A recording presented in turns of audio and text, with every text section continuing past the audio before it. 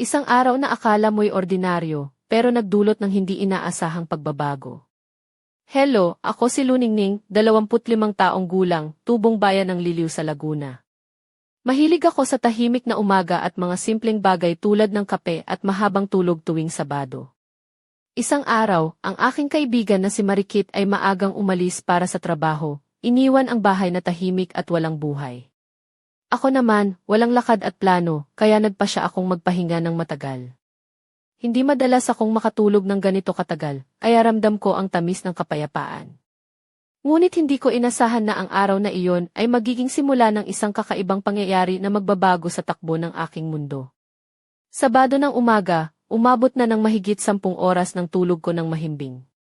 Ang sikat ng araw ay pumapasok sa bintana, humahaplo sa malambot na sahig ng aming bahay sa Liliw.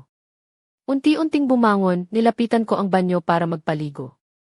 Ang mainit-init na tubig mula sa gripo ay unti-unting nagpaalis ng antok sa aking katawan.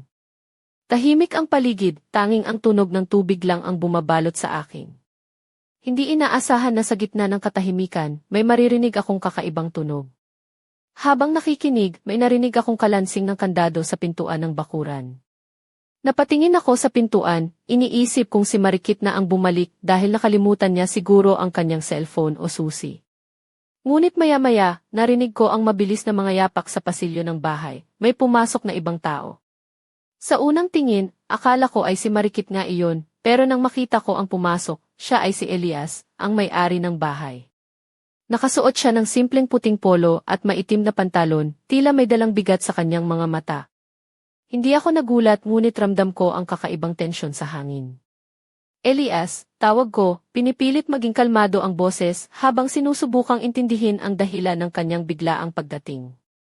Hindi ko alam na uwi ka ngayon. Napailing siya, halatang nahihiya. Pasensya na, Luningning. Hindi ko naman talaga inaasahan, sagot niya, may bahid ng pag-aalala sa kanyang mga mata. Bigla akong nakabalik mula sa biyahe. Habang siya'y naglalakad palayo papunta sa sala, umupo siya at naglabas ng mga papel na tila mahalaga.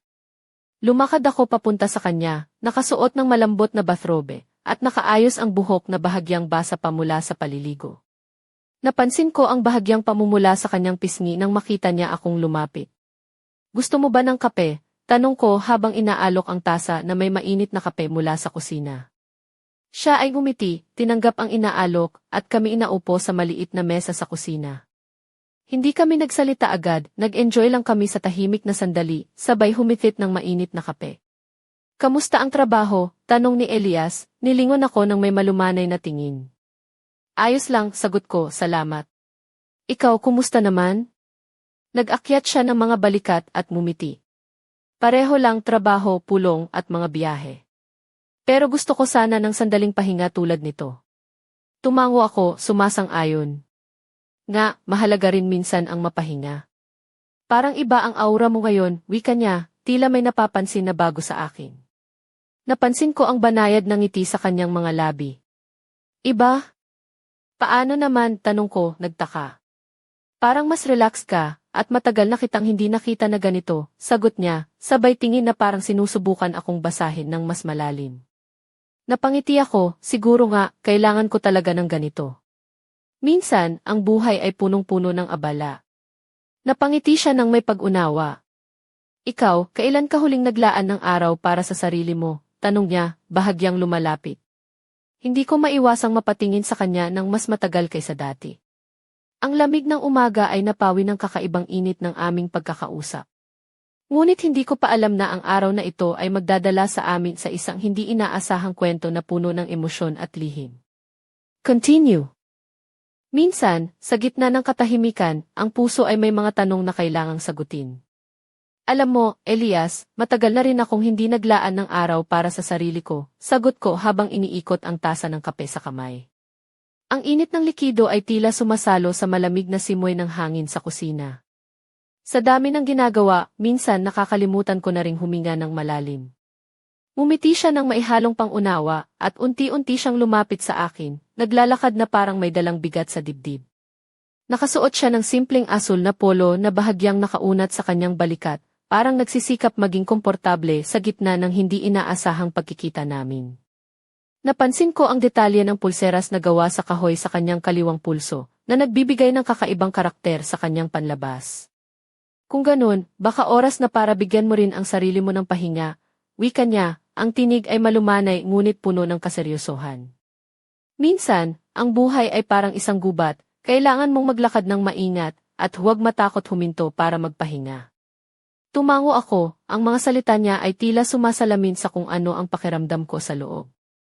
Hindi ko inaasahan na sa kabila ng kanyang pagiging may-ari ng bahay at tagapangasiwa ng maraming bagay, may ganoong kalalim na pag-unawa siya sa akin. Alam mo, Luningning, patuloy niya, sa kabila ng lahat ng trabaho at responsibilidad, may mga bagay na hindi mo makikita kung hindi ka titigil at titingin ng mabuti. Parang ganito ang buhay. Habang pinag-uusapan namin ang mga bagay na ito, nakaramdam ako ng kakaibang koneksyon. Para bang sa bawat salita na kanyang binibitawan, may lihim na unti-unting nabubuksan sa pagitan namin. Hindi ito basta usapan ng magkaibigan, may isang bagay na mas malalim at mas komplikado. Napatingin ako sa kanya, sa mga mata niyang maihalong pag-aalala at pag-asam. Ang kanyang mga labi ay bahagyang nakangiti, ngunit may tinatagong emosyon na mahirap basahin. Ako naman ay nakasuot ng maluwag na puting blouse at dark denim jeans, na nagbibigay sa akin ng pakiramdam ng kalayaan, kahit na ang puso ko ay tila nakatali sa isang hindi inaasahang kwento. Elias, kailan ba ang huling pagkakataon na ginawa mong para sa sarili mo? Tanong ko, sinusubukan niyang unawain ang aking panig. Napailing siya, tila napaisip.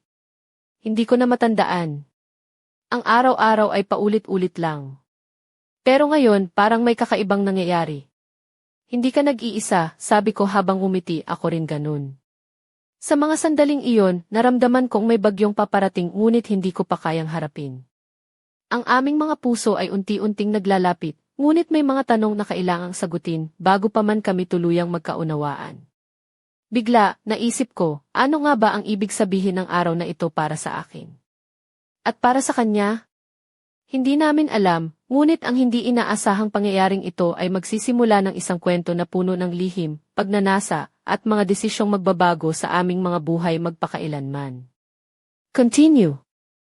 Ang araw na iyon ay unti-unting nagiging isang eksena ng mga hindi inaasahang damdamin at paglalapit na hindi ko lubos maintindihan.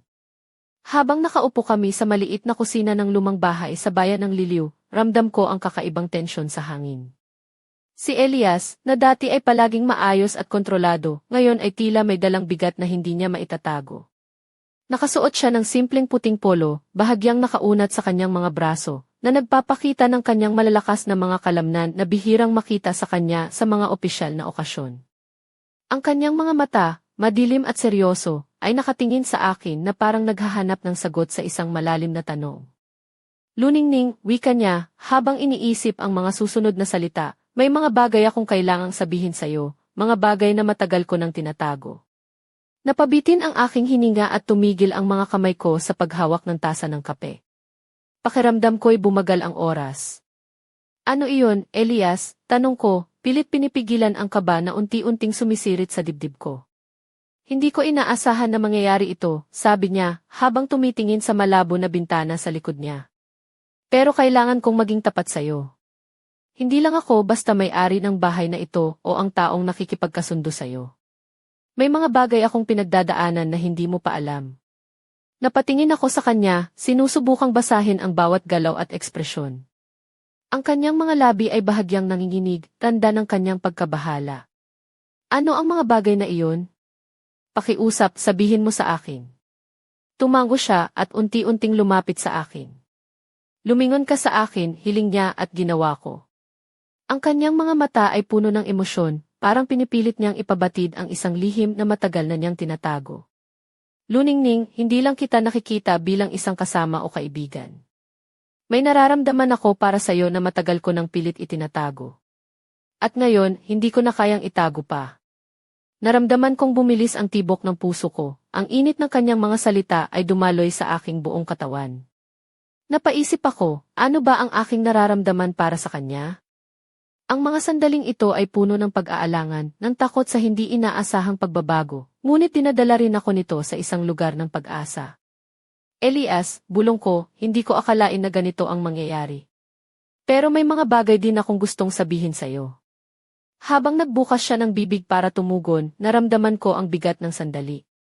Parang ang lahat ng oras at espasyo sa paligid namin ay huminto, at tanging kami lang ang naroroon, nakatayo sa gitna ng isang malaking pagbabago. Hindi ko pa alam kung saan ito patungo, ngunit sigurado ako na ang araw na ito ay simula ng isang bagong yugto sa buhay namin. Isang yugto ng mga damdamin, desisyon at mga lihim na kailangang harapin. Continue.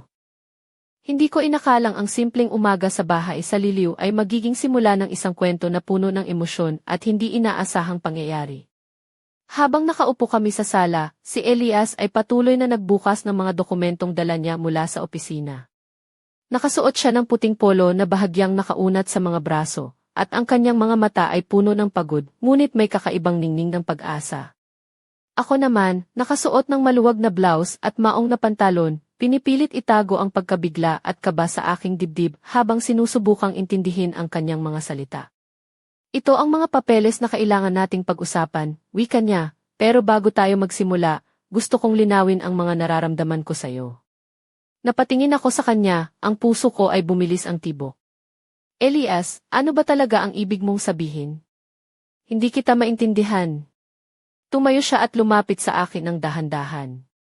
Luningning, matagal na kitang minahal. Hindi ito basta-basta na naramdaman ko lang. Ito ay isang damdaming matagal ko nang tinatago, ngunit ngayon ay hindi ko na kayang itago pa. Hindi ko mapigilang mapatingin sa kanya ng mas matagal, ang kanyang mga mata ay naglalagablab ng pag-ibig at pag-aalala. Ang init ng kanyang mga salita ay dumaloy sa aking puso, naglalaman ng pangako at pangako ng isang bagong simula. Paano naman tayo, Elias? Tanong ko, paano kung masira ang lahat dahil dito? Umiti siya ng may pag-asa. Hindi natin malalaman kung hindi natin susubukan. Minsan, ang buhay ay kailangang sumugal para makamit ang tunay na kaligayahan. Habang nag-uusap kami, naramdaman ko ang paglapit ng aming mga puso. Ang dating malamig na sala ay napuno ng init at pag-asa. Ngunit sa kabila ng lahat ng ito, may mga tanong pa rin na bumabalot sa aking isipan.